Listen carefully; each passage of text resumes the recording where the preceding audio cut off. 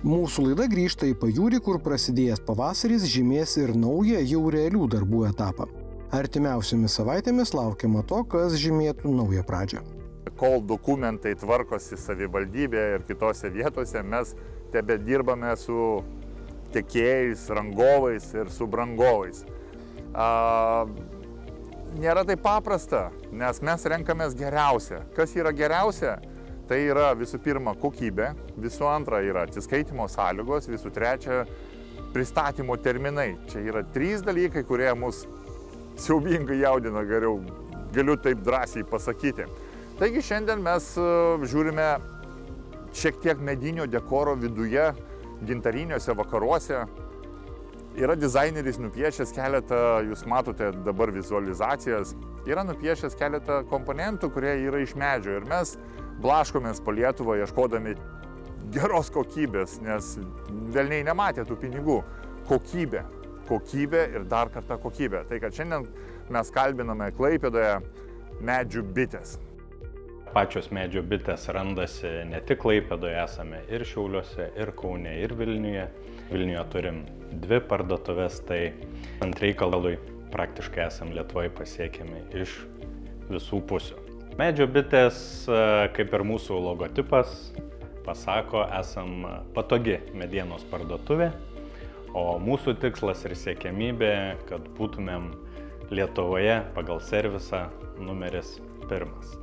Įmonė siūlanti įvairius gaminius gali patenkinti ir mažų ir didelių užsakovų poreikius, o darbai vadinasi ir medienos poreikiai gali būti įvairiausi. Pavyzdžiui, statant namą, tai reikia įvairių medžiagų.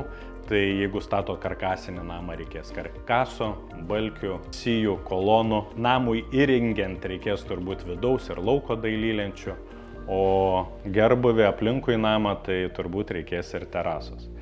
Tai terasą mes galim pasiūlyti jum impregnuotą pušį, vakuuminiu būdu, 3 kategorijos. Galime pasiūlyti Royal lentas, kuo jos pasižymi, tai yra ta pati impregnuota lenta.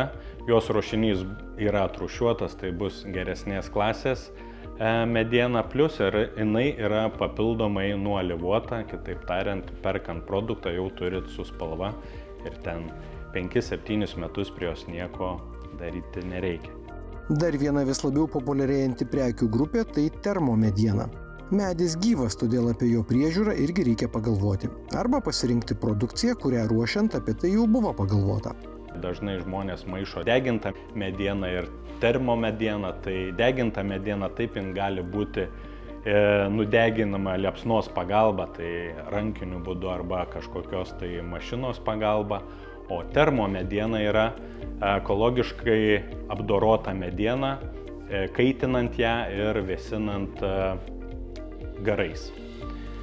Termomedis po apdirbimo pasižymi tokiom savybėm kaip atsparumui drėgmei, atsparumui dėvėjimuisi.